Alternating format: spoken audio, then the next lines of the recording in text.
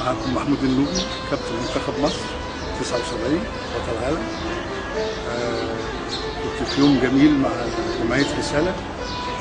شفت شباب بسم الله ما شاء الله، طموح وأمل وإقبال على الحياة.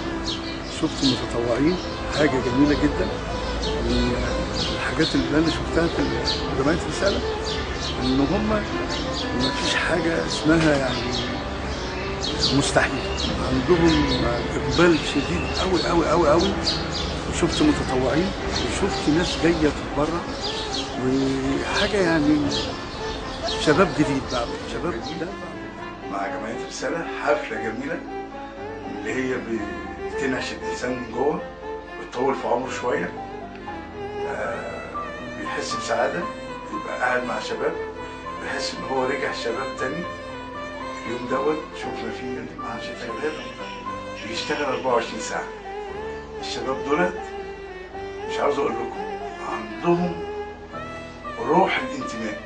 أول حاجة بيزرعوا زي ما بيزرعوا في الأرض والصحراء، دول بيزرعوا جوه الشباب.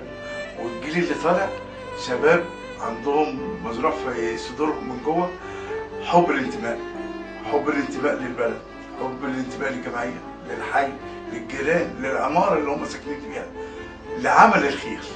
حب الانتماء لعمل الخير 24 ساعة بيعملوا. هم ما بيقولوش أنا، كلمة الأنا دي مش موجودة. فريق زي فريق كورة كده، هيجيبوا جون، ال 11 لعيب بينزلوا الملعب كلهم بيساعدوا بعض عشان يجيبوا جون. ومش كده بس، وراهم بقى فريق عمل. جمعية رسالة خير كله في جمعية رسالة. ما تنساش بقى الهرم الكبير بتاعنا دكتور شريف عبد العظيم، هرم الخير، برج العطاء، نهر السعادة. وعشان تعرفوهم روحوا شاركوهم.